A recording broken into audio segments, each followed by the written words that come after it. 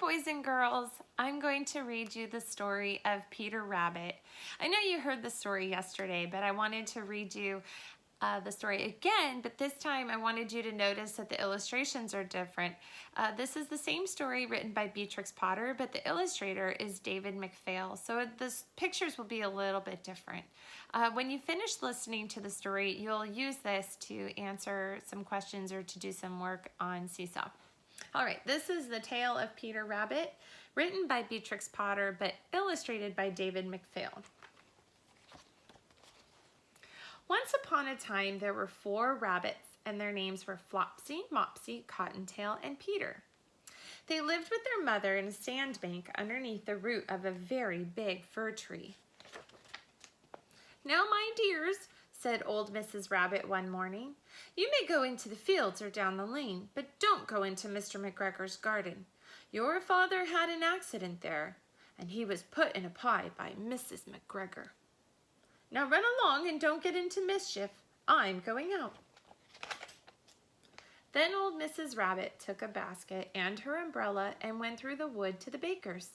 She bought a loaf of brown bread and 5 currant buns. Flopsy, Mopsy, and Cottontail, who were good little bunnies, went down the lane to gather blackberries.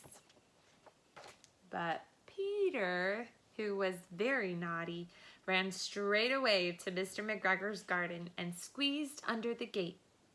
First he ate some lettuces, some French beans, and then he ate some radishes, and then feeling rather sick, he went to look for some parsley. But round the end of a cucumber frame, who should he meet but Mr. McGregor? Mr. McGregor was on his hands and knees planting out young cabbages, but he jumped up and ran after Peter, waving a rake and calling out, "Stop, thief!" Peter was most dreadfully frightened. He rushed all over the garden, for he had forgotten the way back to the gate. He lost one of his shoes among the cabbages and the other shoe amongst the potatoes. After losing them, he ran on 4 legs and went faster, so that I think he might have gotten away altogether if it had not unfortunately run into a gooseberry net and got caught by the large buttons on his jacket. It was a blue jacket with brass buttons, quite new. Peter gave himself up for lost and shed big tears, but his sobs were overheard by some friendly sparrows who flew to him in great excitement and implored him to exert himself. Mr. McGregor came up with a sieve, which he intended to pop upon the top of Peter, but Peter wiggled out just in time, leaving his jacket behind him, and rushed to the tool shed and jumped into a can. It would have been a beautiful thing to hide in if it had not had so much water in it. Mr. McGregor was sure that Peter was somewhere in the tool shed, perhaps hidden underneath a flower pot. He began to turn them over carefully, looking under each one. Presently, Peter sneezed. "Achoo!" Mr. McGregor was after him in no time and tried to put his foot upon Peter, who jumped out of a window, upsetting 3 plants. The window was too small for Mr. McGregor, and he was tired of running after Peter, so he went back to work. Peter sat down to rest. He was out of breath and trembling with fright, and he had not the least idea which way to go, and also he was very damp from sitting in that wet can. After a time, he began to wander about, going lippity-lippity, lippity-lippity, not very fast, and looking all around. He found a door in a wall, but it was locked, and there was no room for a fat little rabbit to squeeze underneath. An old mouse was running in and out over the stone doorstep, carrying peas and beans to her family in the wood. Peter asked her the way to the gate, but she had such a large pea in her mouth that she could not answer. She only shook her head at him.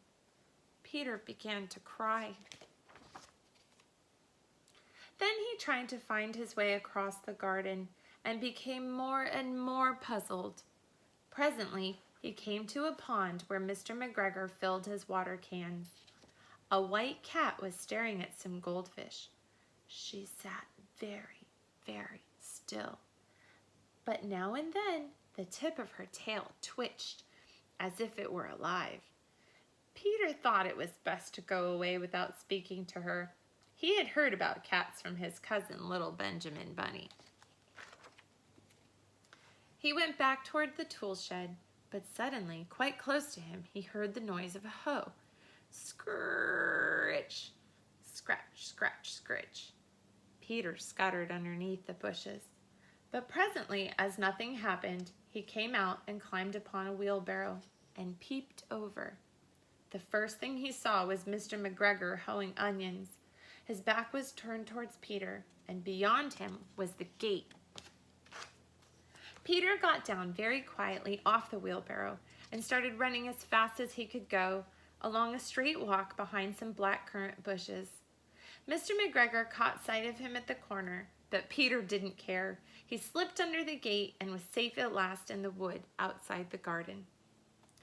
Mr. McGregor hung up the little jacket and the shoes for a scarecrow to frighten the blackbirds. Peter never stopped running or looking behind him until he got home to the big fir tree.